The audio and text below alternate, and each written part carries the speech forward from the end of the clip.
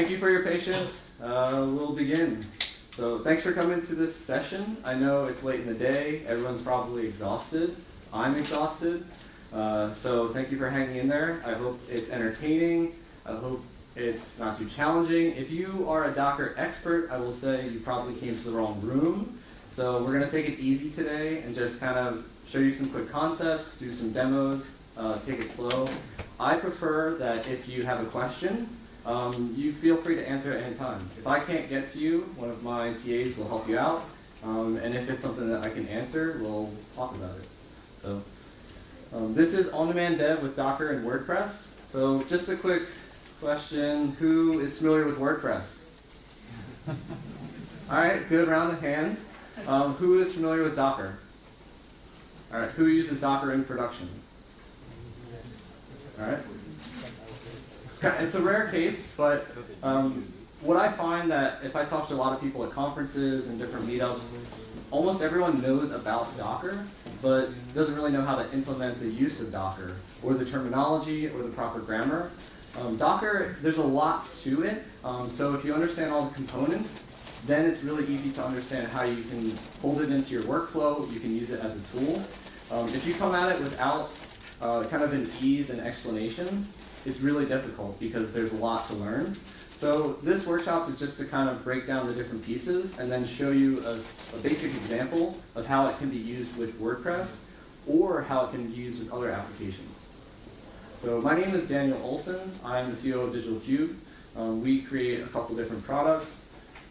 My TA is Zach Giske, pronounced like whiskey, and he does a little marketing, so you can tweet at us. So the things I work on are Shifter, which is serverless static WordPress hosting. I probably talked to you guys in the sponsor call. We might have played Mario Kart together.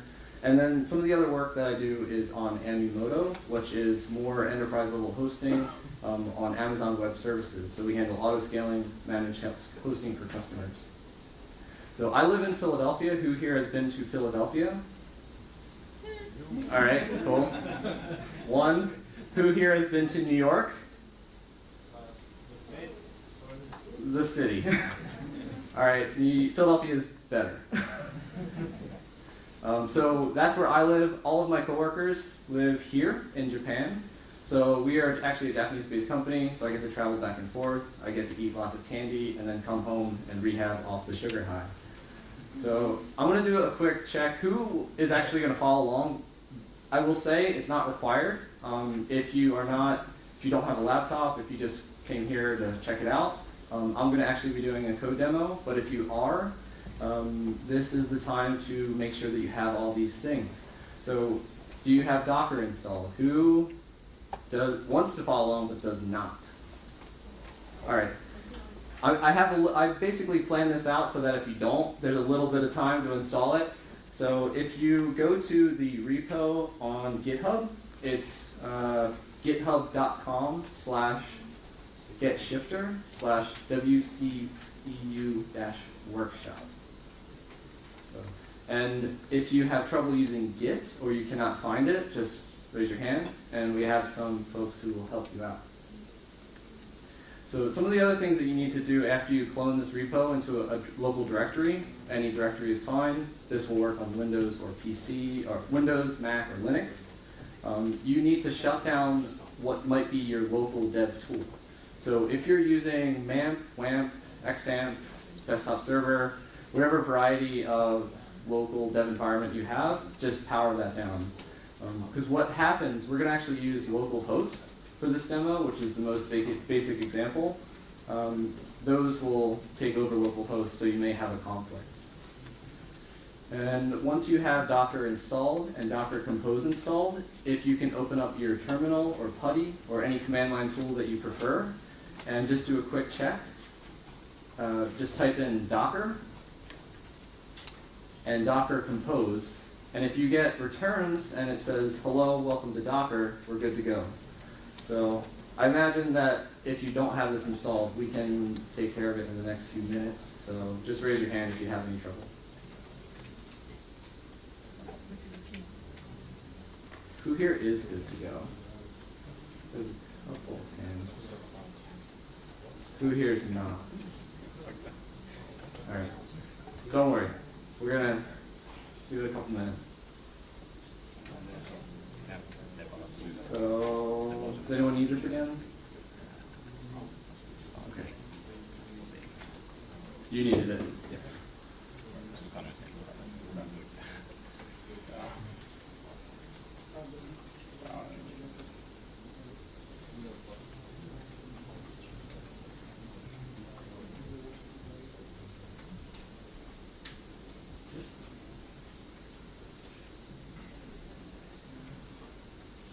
Do you have a Windows installation editor?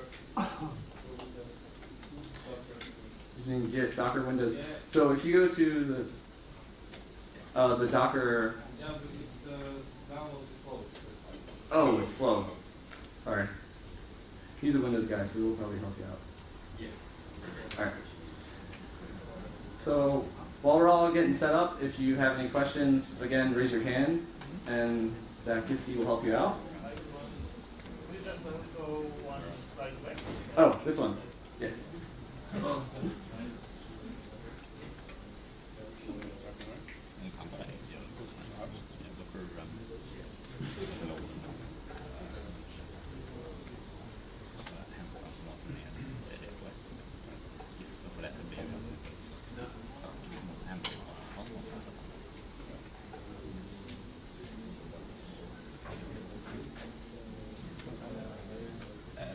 Maybe some elevator music?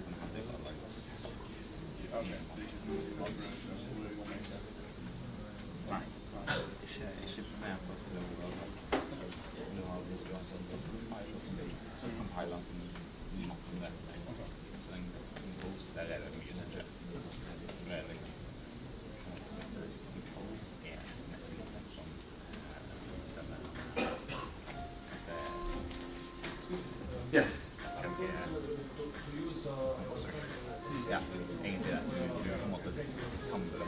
We'll be using SSH terminal. Whatever you prefer, you don't have to SSH into anything, but you should have a command line terminal. So if you're using PuTTY or terminal or iTerm or Consu, you have something, right? Okay, good. Yeah. The most basic is fine. You good? Yes.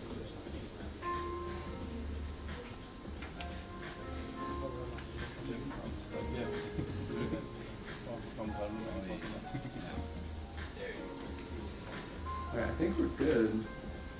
Anyone else need a hand to get started? Good? Alright, good.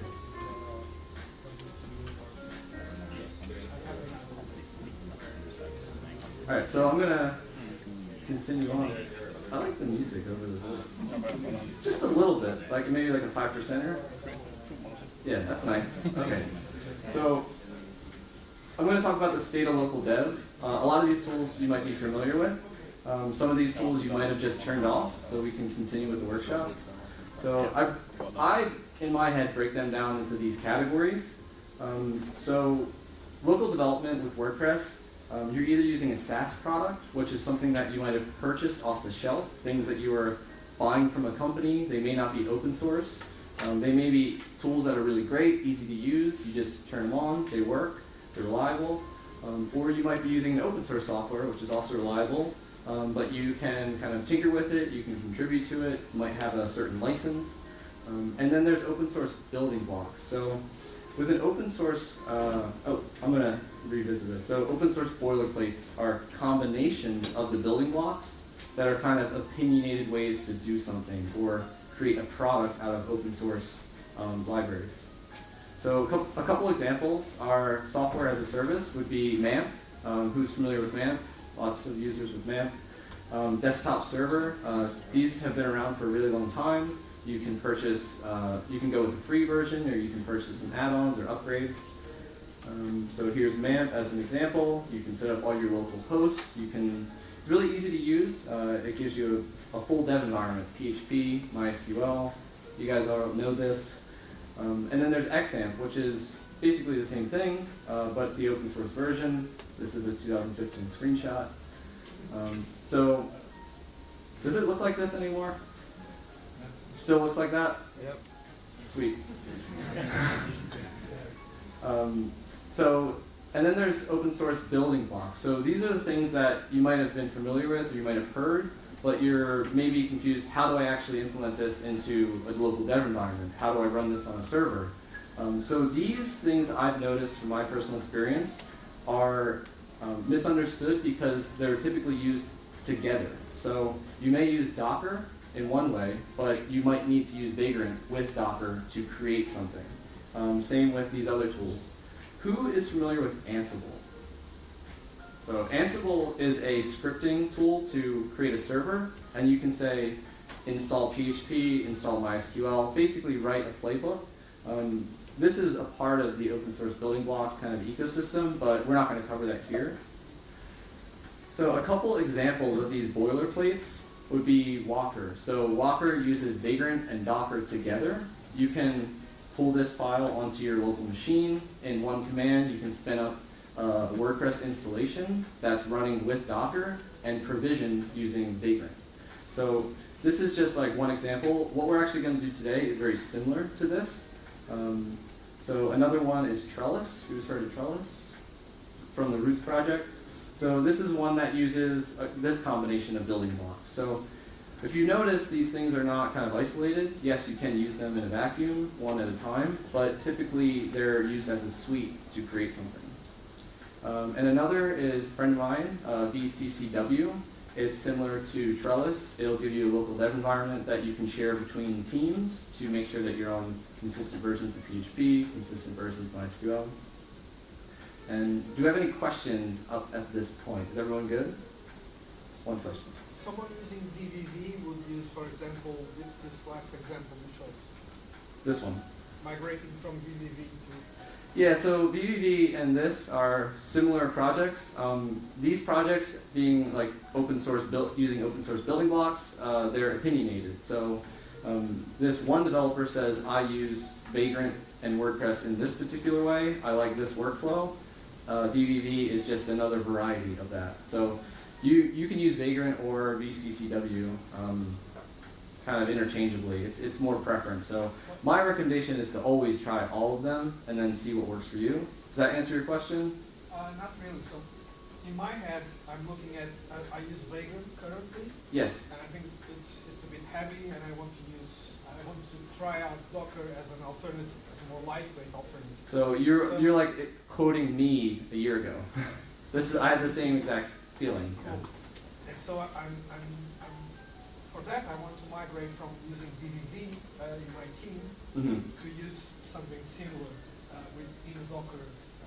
Gotcha. So this is going to be closer to what you're using now. I'm just kind of like putting these out there as you can create your own. If you're getting into Docker, if you're finding a particular way that you like to work and you're using it on projects, there's no reason that you couldn't make your own open source project and put it out there for people to contribute to and share. But this still requires Vagrant and VirtualBox? Our demo does not require Vagrant. So Vagrant, the tricky thing about Vagrant is it's heavy, the files are large. Docker is lightweight and more nimble. You only use what you need. It has a smaller carbon footprint, so and you'll see that in the demos today. Any other questions? So, who here is familiar with the concept of a container? Container hosting. So, containers are small pieces of code. They're one thing that you need to make a whole application work. For example, one container might just be running PHP. Another container might just be running your database. One might be running Nginx. So one container, you get PHP with that container, but you may have to attach multiple containers to create an environment that you can run your application. So, and what is Docker? So Docker is a company.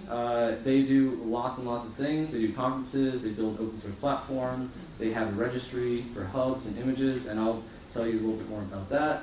This is a very long description. I'm not going to read it entirely, so we're going to skip it. But basically, Docker is a starting point. Docker is a small piece of a larger puzzle that you can use to create custom, like very tailored environments, and it's one of the basic building blocks. So, what is Docker Compose? Who's heard of Docker Compose? All right. So the thing that changed Docker for me is the introduction of Docker Compose. So Docker itself is a building block. How do I get these small pieces, like the simple PHP container, to work with the MySQL container? If you're not using something like Docker Compose to orchestrate those containers together, you're going to be using them in isolation. So that's where I find that people with Docker who may not understand it or may find difficulty using it is orchestrating the containers to work together, and that's using Docker Compose. So Compose is a tool for defining and running multi-container Docker applications. So all of your config is stored as a code file. So you can commit these changes, you can store it as a file. It's basically a playbook. So you can run one command, and all the necessary things that you need to run your application, MySQL, PHP, Nginx, are all packaged and orchestrated together. So there's some Docker grammar that we're going to go over really quickly, and just so you get an understanding, this is not necessary for the workshop, but a Docker image is basically a set of instructions. So it's, I want PHP, and I want PHP to have a 30 megabyte memory limit. So I'm going to package this up, and then when I turn on that image, it becomes a container. I can now interact with it. It's PHP that has 30 megabytes of memory available. Let's say I want to change that. I go back, I create a new image, and now it's a new container with running 60 megabytes of available memory on that container. So when I connect those containers together, they become a service. So I now have these small pieces. I've told these pieces what I need them to be and do, and now I'm orchestrating them together. Now I have a service. And a volume would be, go. So the image is like a template? It's like a template, yeah. So this is a template, and then when I execute that template, it becomes something that I can hand off to someone, I can use, interact with, and then when I put them together, now I have more than a container. I have a suite of containers which becomes a service. Now, if you're following along with the demo, we're going to actually do all of these things. And volumes is my data. So containers contain no personal information or data. They're just the basic building blocks. And volumes would be your content, your themes, your uploads. And now we're going to start our Docker Hello World. So if you go to, sorry, I'm just going to leave these up for a second. These are all the different commands that can be found in the GitHub repo on the home, the README page. So to be honest, I copy and paste these all the time because they're really long, but they are really helpful. So if you go to the github.com/gitshifter/WCEU-workshop, you can find these, and we're going to only use about 3 or 4 of them. You don't need all of them, but if you take what you've learned here and kind of mess around with it, these are all the things that I've used while creating this workshop. So we're going to do a code demo. So in the main directory, you'll have 3 files. So you'll have, oh, this isn't really, this is hidden. You'll have examples and a README. So in the examples, there's a Docker Hello World. And if you look at that README, it's not necessary. Just go straight to terminal. And what we're going to do is run Docker run hello world. And what this will do when I execute this command, it'll go to the Docker hub, which is where all the Docker images are stored and shared. And it's going to pull down their hello world container, or their hello world image, and create a container out of it. Now, the only thing that this container does is it will return a terminal message that says hello from Docker. So this is also an easy way to see if Docker's working on your machine. Does anyone have issues with this? Good? All right. So this is just a single image that we've executed, and now it became a single container. This container doesn't do anything. If we bundled a lot of stuff in it, if we wrote a custom application in that single container, we could interact with it in whatever way we choose, but this is all it really is designed to do.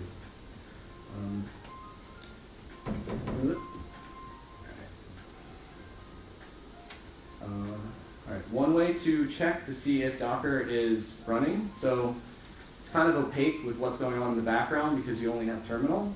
A command that you would want to use is docker ps. And if it returns nothing, it's a good thing. All right. I don't think we need to print out. Just in case it set up any volumes or containers, let's run our docker clean up commands. Sorry, I'm going to open up my notes with you guys.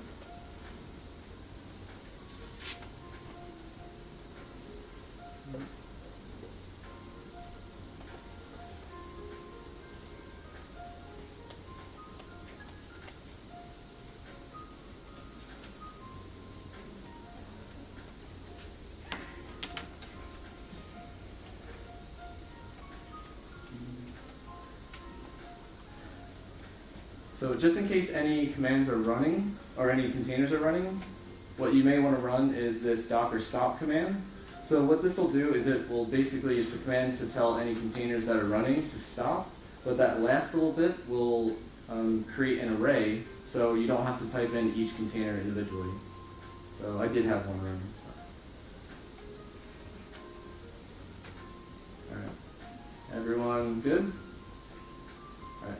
So the next one we're going to do is Docker Compose, and this is a way that we can have multiple images, create multiple containers, and attach them together.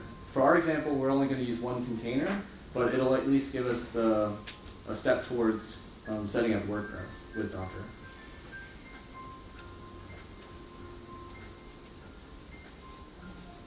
So if you can cd into the WordCamp Europe workshop directory example file.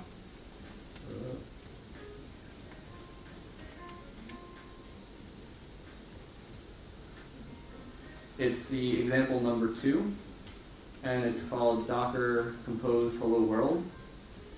And there's 2 files in the directory. One is called Docker Compose, and then there's a README file which has a little snippet of the code.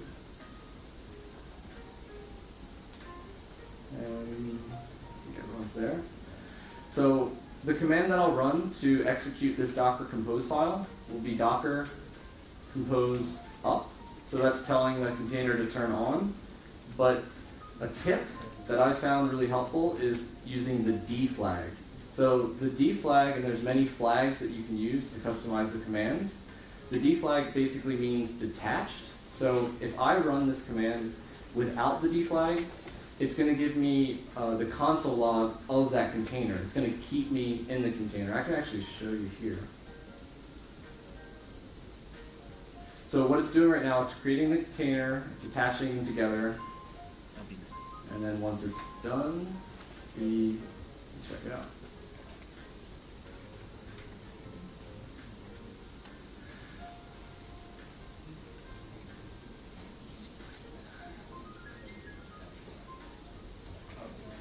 It's already running because I didn't use the detach flag. So I'm going to kill that and run it with D. So now once it's done running, it brings me back to the command line using the D flag. So if I run the docker ps command, it'll give me the container that's running.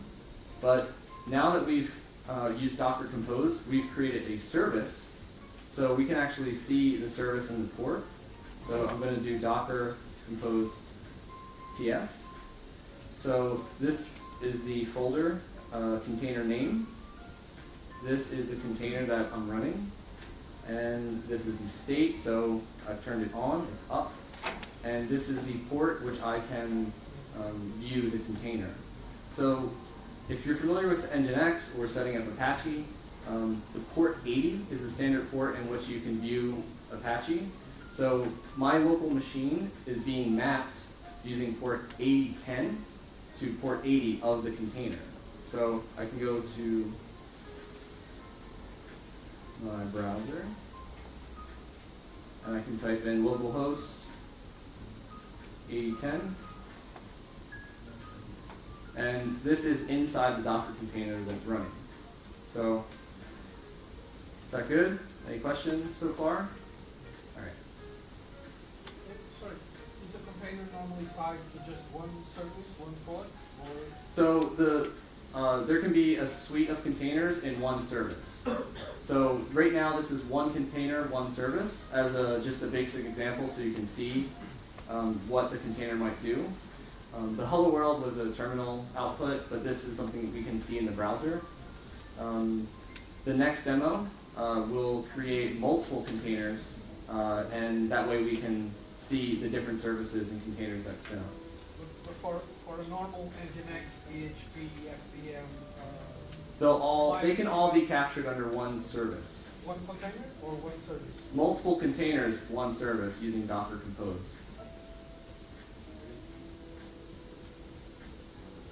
So if you change directories back to the examples folder, you'll see the third example, which is Docker Compose WordPress.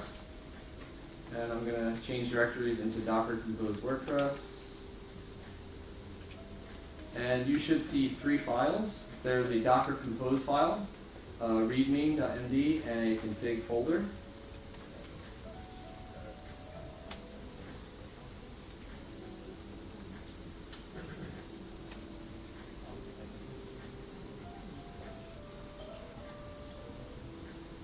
All good? Anyone lost in the file directory? All right, we'll give you need a hot minute? All right.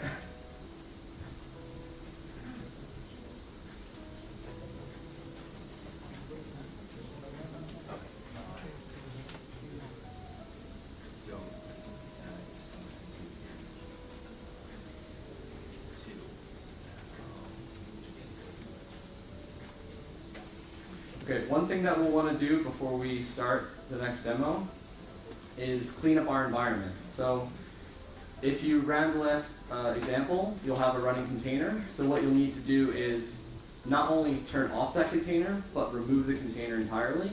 So we can stop the service. The next thing we'll need to do is remove that service. In the GitHub repo, there's the commands to do that. The first one you'll need is the stop all containers command, and then we'll follow it up with the remove all containers. And if you're using Docker on a regular basis and you become really familiar with Docker, this process is not necessary, but just to avoid any conflicts with a container that might be like lingering, we're just going to kind of wipe the slate clean for the next example. So if I run my docker stop command, it stops the 2 containers that were available. And then I'm going to finish up with the docker remove command.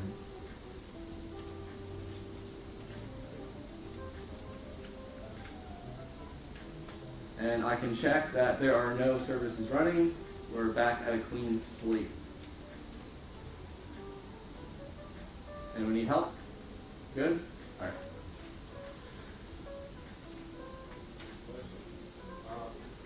Is there a case where you use a single container in a separate 2 spaces, yes. So a container can be used in multiple places. You don't have to have repeats or multiples of that, because you're not actually storing your personal data on that container. You're using it as a, you're just porting into it. If you have personal information like a database, that won't live in the container. That's going to create a volume on your local machine, and that's actually what we're going to show here. So if you have multiple WordPress installs with this example, you'll have multiple services because there's you're spinning up different services in different folders, but you can share the same container. All right. So the next example. Oh yeah, sure.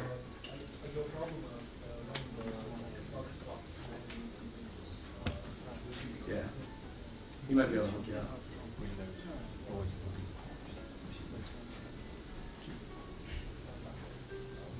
So I'm going to run through this, and then I might tear down and then run through again, because this one is a little more involved. So we'll run the same command to spin up this suite of containers to create a service. and then I'll break down what's actually happening in the background. So the command that we'll want to use is docker compose up with the detach flag, so we don't get stuck in the terminal window. So this is spinning out two containers. It's going to be the WordPress container that I labeled DB, and then WordPress. So if I check to see what containers are running with docker compose ps,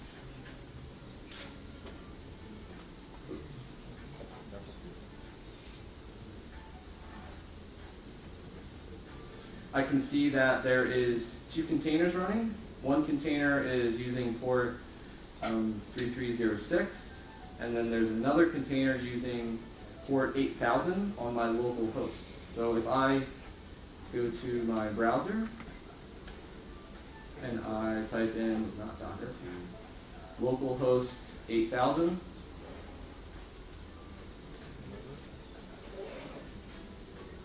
I can see that I have a welcome to WordPress installation screen. Now, I'm just going to quickly do the famous 5-minute install, which will probably take a lot less than 5 minutes.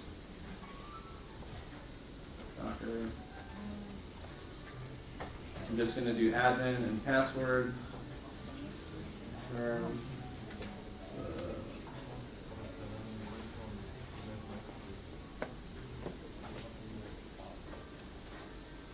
And I'm going to log in.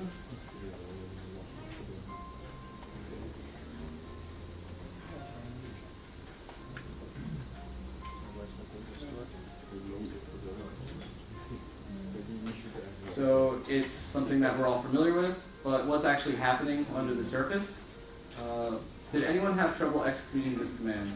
Yes? So that means, what did you enter as credentials to the database? So I didn't enter any credentials for the database. That was just my username and password for this Docker, for this installation of WordPress, my admin. So you can use any that you want.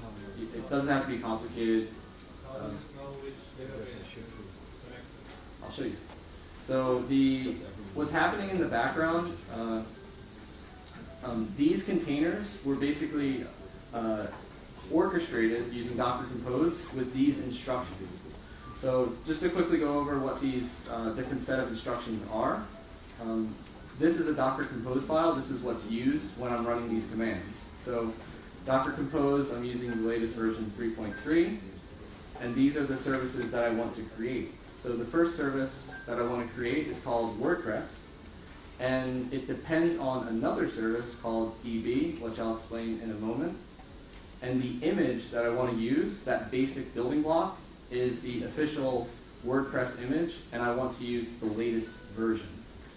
And the ports that I want to use, because 80 is the default port that WordPress can communicate through the browser with, I'm going to map my local machine to that container's port 80. So when I visit port 8000, I'm actually viewing port 80 in the container.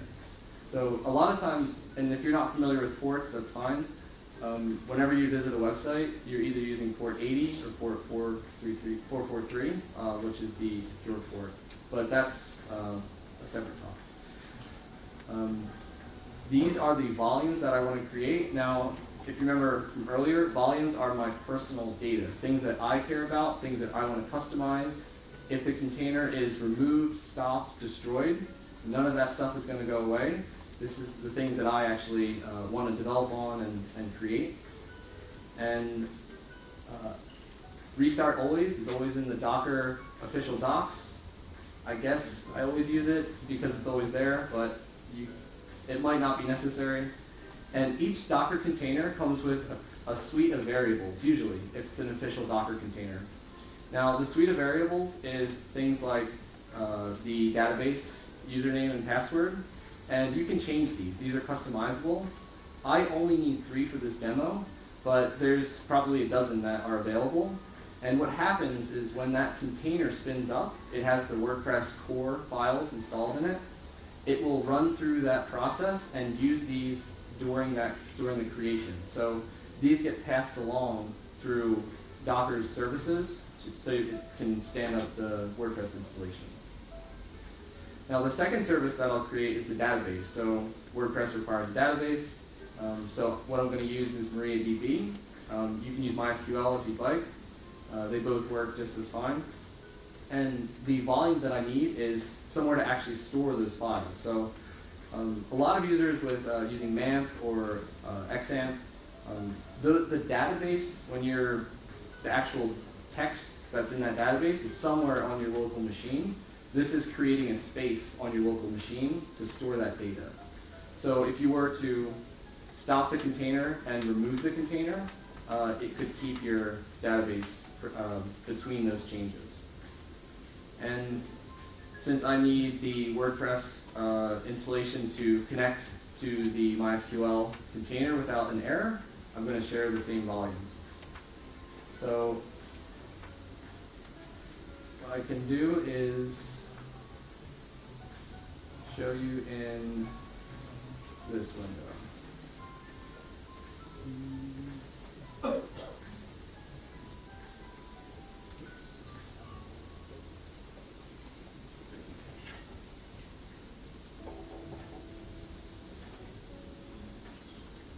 So this is the file that we were just taking a look at with that set of instructions. And when I ran the Docker compose command, it created this app folder.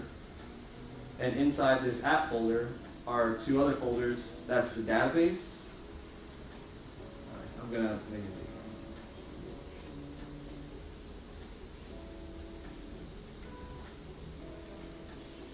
big. And WP content.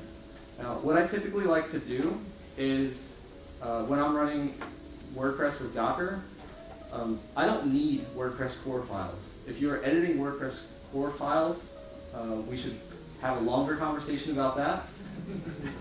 But essentially, all you need is your personal stuff, your themes, your plugins, your MU plugins, your uploads, whatever other stuff you want to put in WP content. So what I've decided to do is I've selected a folder from within the Docker container to map to my local computer. So the way I do that is right here. So these two volumes, what I'm basically saying is this bit is inside the container. From the container's root directory, there's var, www, HTML, and then WP content. So the WordPress installation lives right here. I'm choosing not to care about core, and I'm just pulling the things that I need.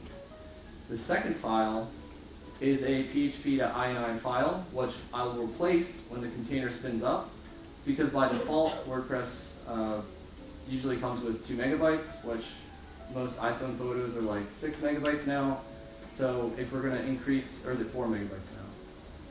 But either way, you can change it to your heart's content by using those files. So if I open up the config file and I look at the php.ini, I've decided I want 128 megabytes, 30 megs of file size, post size, and I want a max X time of 600. Now, I can actually show you these in the back end by installing a plugin called Health Check.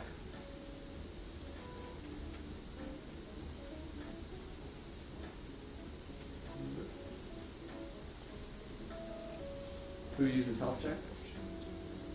Everyone should use Health Check. Great.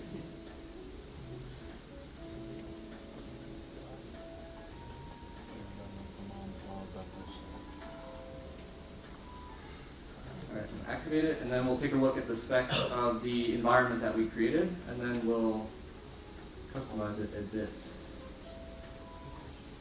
Where is the Health Check dashboard?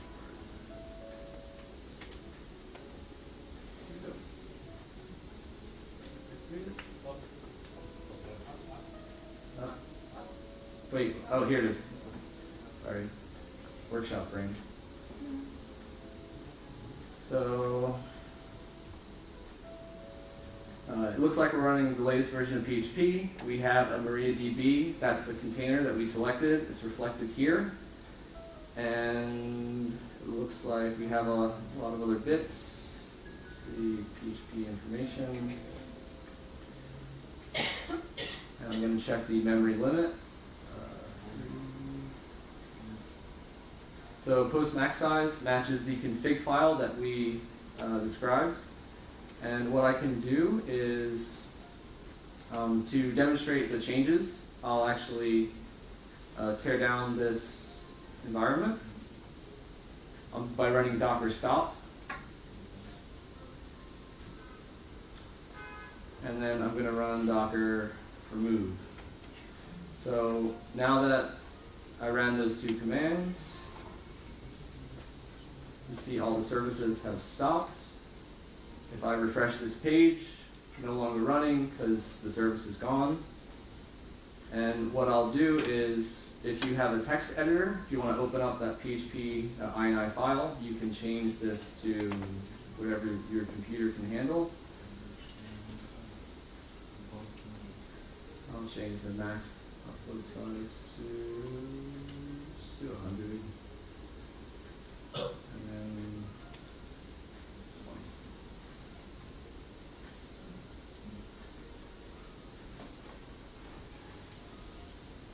Would you just turn off and just monitor the containers? Why would you remove also the database? Because I'm doing a workshop. You don't have to do those things. There's ways to make these changes without even turning off the containers entirely. You can kind of change them gracefully and do like a soft restart.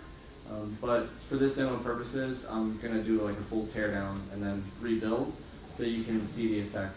There's one other command that I'm going to do since what we have now is these two folders of my personal content. I'm actually going to delete the volumes as well. And that's this last command. So this is where all your personal stuff had lived. And we can make it disappear.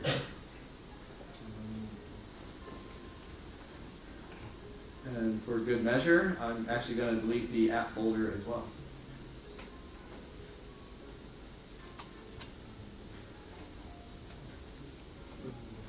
Actually, before I want to delete the app folder, I just want to show you something. So if you notice that when we're installing health check through the admin container and the container is no longer running, you can see that health check remained even when we deleted the container and deleted the volumes. But you have pre-installed that plugin while setting up Docker?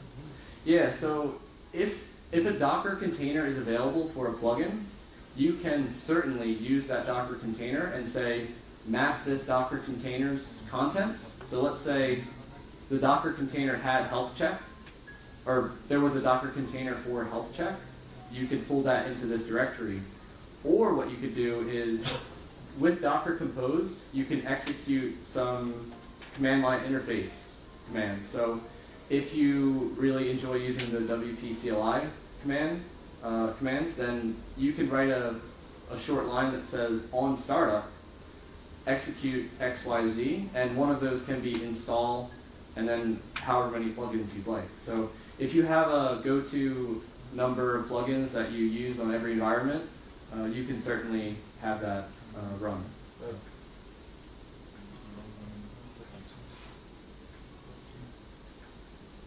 So I'm going to, sorry, I'm not going to delete the WP content folder.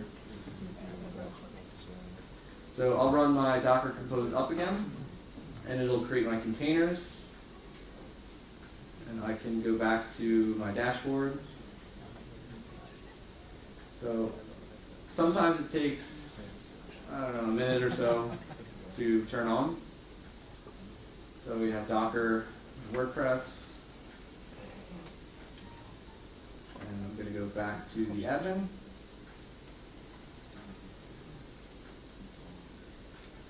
And hopefully the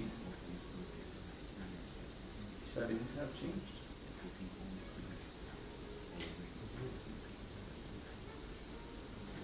Yeah. So you see the memory limit that I've told the container to run with is now reflected. I have the max post size has also changed.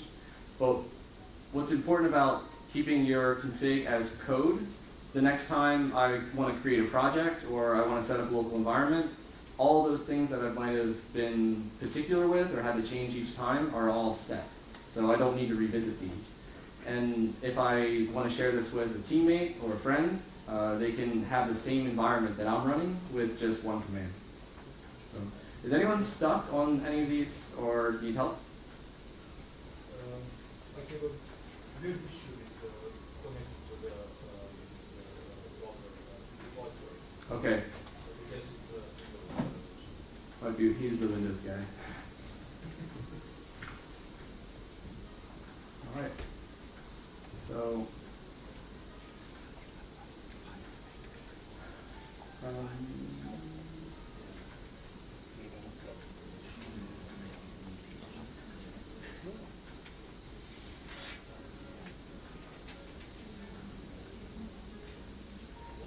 So if you followed along and you ran those commands, was it easy?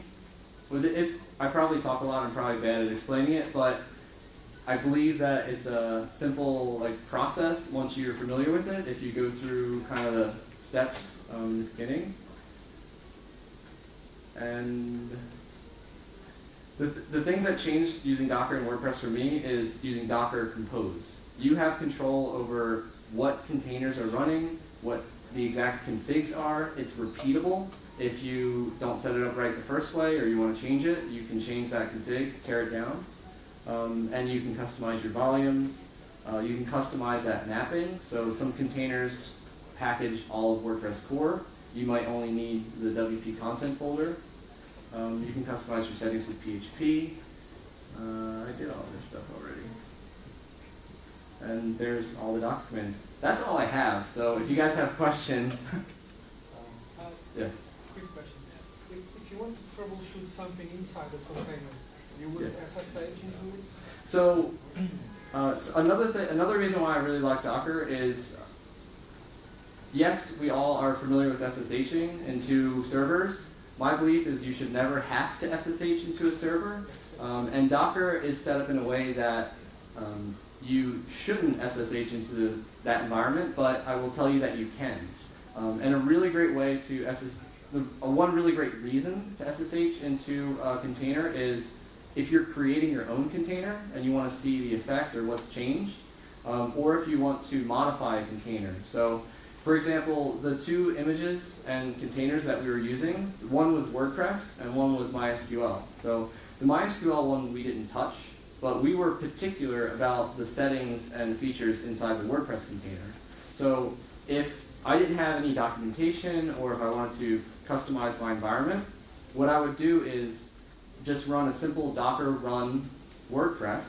It'll spin up a single container, it won't be a service, and there's a command that's docker exec SSH, and that will allow me to SSH into that container, and then I'll be able to see all the files, check memory limits, and see the directories, and that way I can plan the things that I want to do. And that's available on every container. So if you have particular needs, you can customize them that way. One more question. In a team setting, if you want to change something like you did for... In a team setting, if you want to change some setting like you did, for example, now for PHP, would you then put that on the Docker Compose file and commit that to the repo, and the other guys would do Docker update or something like that? Or? So if you're using a particular plugin that requires a certain memory limit, is probably the most common example. If I commit those changes to a GitHub repo, or I just Slack it to my coworkers and say, hey, this is the memory limit that works for me. If they save it in that Docker Compose file or the settings, then it'll be in every environment. So when they restart the container, it'll become available.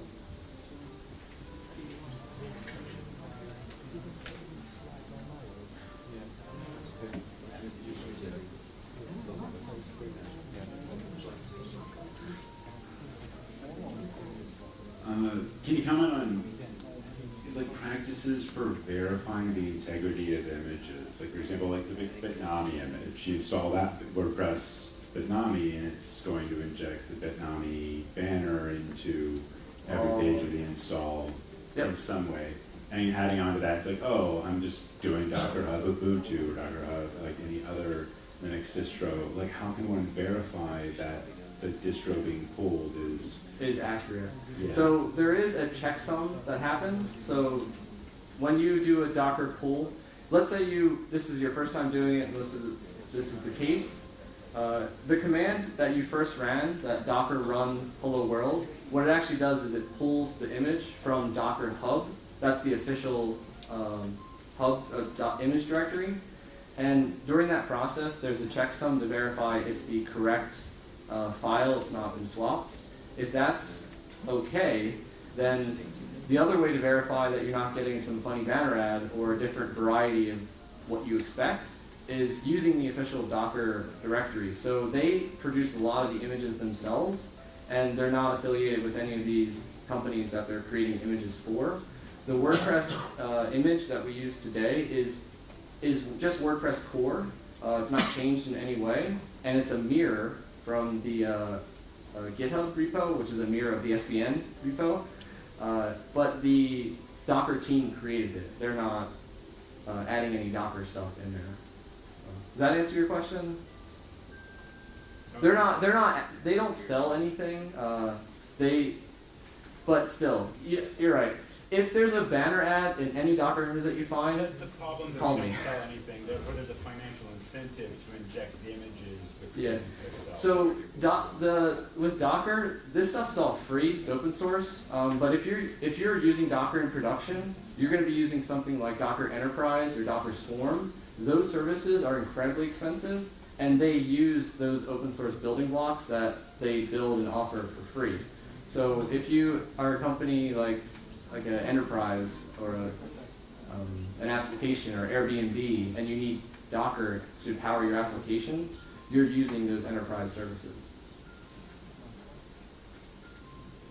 Well, if we use Docker and if I want to export my WordPress websites, can I use, for example, some plugin as usually I used all-in-one creation or something like that?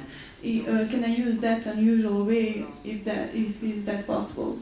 So the Docker WordPress example that I created for this workshop, it's going to spin up just a vanilla WordPress installation. You can install any plugins that you'd like. So if you're particular to using a certain backup plugin, you can install that and export it as you normally would. One other thing that you could do is, if you're just working on a theme, all of WP content is mapped in your local folder, so you can just copy it there, but that's not going to give you your database. So if you want a complete package to then move to a live production environment on a server, using a backup plugin is probably the easiest way. Do you have any suggestions if you want to have your SSH keys inside the container? If you, for instance, if you use Composer and you need to load private packages. Yeah. So, do you remember when we took the php.ini file and we basically said move to this directory? If you had a SSH key that was like your public key that maybe you can share on different environments, or so you can download a private repository, you can basically write a volume command that says take this private SSH key on startup, move to a particular directory.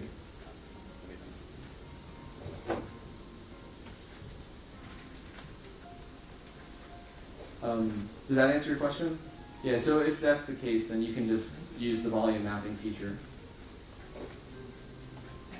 Any recommendation for managing Hosts for different installations. Managing hosts. Oh, local hosts. Yeah. So it's there is something called Docker Swarm, and what you can do is create a suite of services that will randomize that port, or you can use that service to also create local development domain names. So like client1.dev, which we're all familiar with. That's like a separate demo, but that can also easily be done with Docker. Since we're doing just one installation, one WordPress install, we'll figure just keep it the port. Thank you. What if you're a WordPress core contributor? Like, What if you're a core contributor and yeah. you want to work on core with Docker? Yeah. That would be really cool, and that should go into the WordPress official docs. What you could do is you could map the entire WordPress directory just using, in this demo we mapped WP content to our local directory, but what you can do is just pick the whole WordPress installation, and that'll pull down when you spin up Docker using Docker Compose. And then if you're using SVN, you could commit your changes in that directory as well. I don't work on core, but if you do work on core, I know Docker, and maybe we could figure it out together. Because I got one more question. Yes. What is the advantage of using different ports than 80? It's just preference. It's a common port that's open. I don't know if anyone had. I was betting that no one had on your local machine. Yeah, local machine. Yes. All right. So in case there was any service that was using port 80, so for example, typically on a Mac, I don't know if it's still common now with the latest operating system upgrade, but port 80 was running like iPage. So it was actually being used. The local host was already taken up with port 80. So when we're developing locally on our machine, I want to use a different port that will map to the port that the container is using. 80 is the standard port, or 443, so I want to use 8000 or 8443. So you can do 5000 or any port that's open. Yeah, because I've never used different ports than 80. When I work on a local machine, I just start Always use 80. Apache. You can use 80. There might be someone in this room that can't use 80, but if it works for you, it works for you. Okay.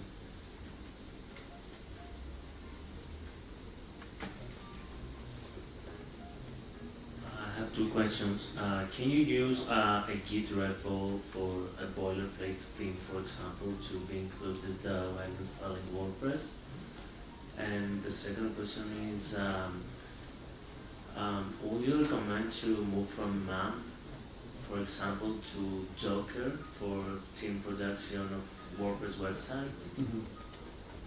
Can you move from MAMP to Docker? So you can, if you are using, if your work style is to work on many sites at one time and swap between them, I work that way too.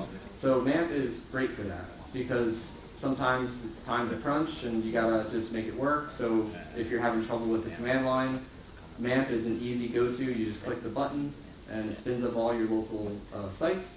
So if that's what you're comfortable with, I would say stick with that. But what I suggest is taking a site and just using Docker and this type of workflow to see how it works, understand it a bit more, and then when you get to that certain comfort level, you can use something called Docker Swarm, which will then give you the opportunity to create multiple services to work on multiple sites at the same time.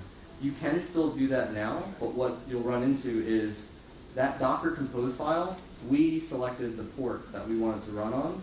If you are using a local site in one directory that uses port 8000, and you basically pull that same boilerplate, it's going to also use 8000 unless you change it. So if you change it to 8001, then you'll be able to spin up two of the same sites at the same time. It's just that extra step, but it gives you the ease of having all your config as code, trackable, and in one place.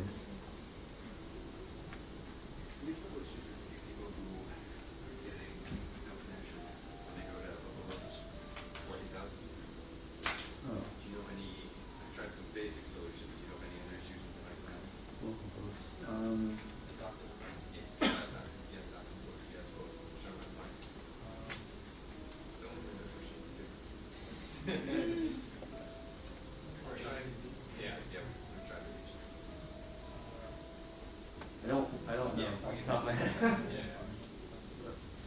Wait, you're running it?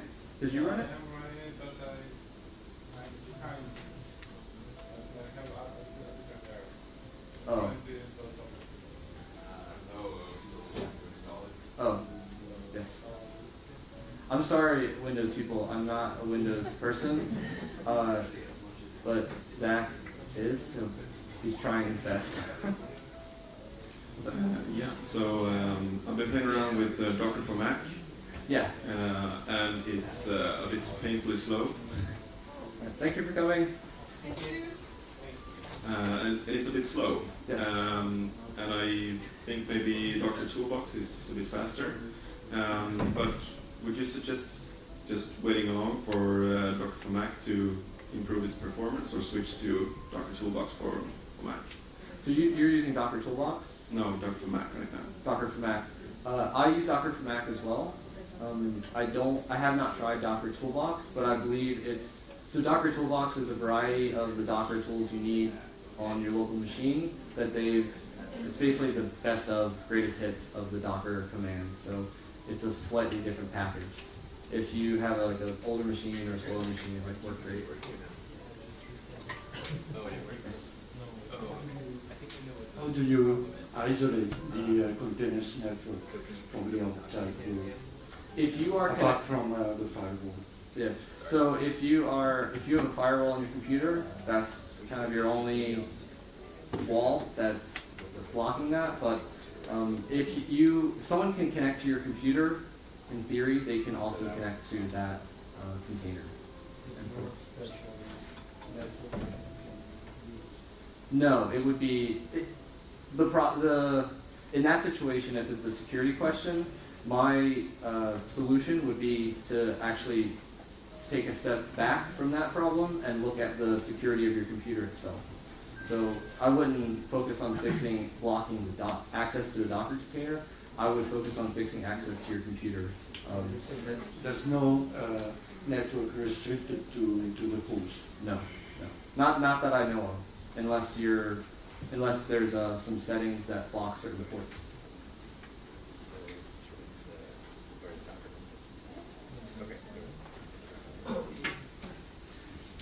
So when you're developing a plugin or a theme, you will have certain tooling around the front end of the thing that you are working on.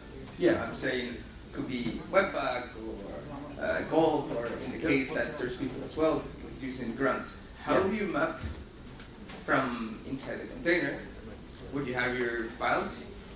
Do you have hot reloading? Does it work the same, or? So when you're running the container and let's say you're using Gulp or Grunt with browser prefront, no, browser 5. Sorry, I was a front-end dev for like 8 years. I don't know why I missed that word, but all of that same workflow and style that you're used to, that's all still the same. It's exactly the same. So if you have your browser open and you have Gulp running, and every time you hit save, you want that CSS to push to your browser, all that features are still consistent. The reason I love mapping just the folder that I need to my local machine is some containers, if I change things in the container, they won't reflect locally on my computer. So I explicitly say this is the exact folder I need, so when I make those changes, they don't have to be reflected in the container. I've made those changes on my local machine. So, but any particular CSS or JavaScript workflow, it would be the same. If you're a plugin developer, what you can do is just map that plugin directory to your local machine, so you don't even need to have themes or uploads in there as well. And when I work on plugins, if I'm I don't really need anything else except that folder, I might just map the plugin directory to the home directory of the Docker project, just so I have what I need.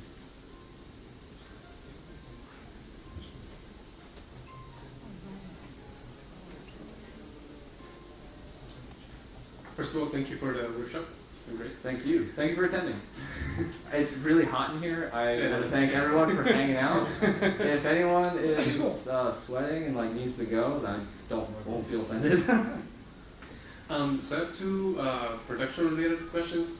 The first one is when we deploy code to production, we need to usually run a migration manually. And so we usually SSH into the server and run the migration there. How would that work with Docker? So what file are you using to migrate? Are you running a command, or do you actually have a file that you move? It's a command, yeah. It's a terminal command. Okay. What are you using locally? Just Nginx, PHP, MySQL. So you're pushing those files up. So Yeah.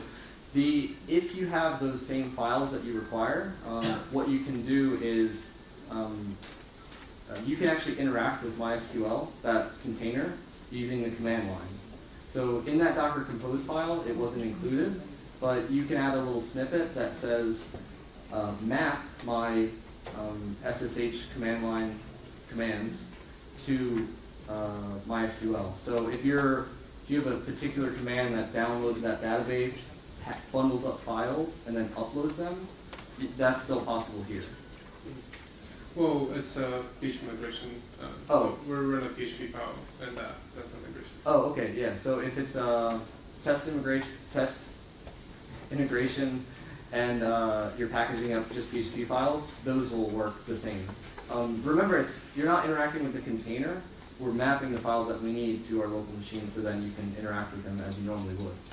That's like the tricky part about Docker, is kind of moving from trying to SSH into the container to using what can be mapped locally. And the other question, it might be too complex to answer right now. So in a production environment, I imagine you would want to have separate services for Nginx and PHP versus what you have right now as WordPress, which is all bundled together. Yeah.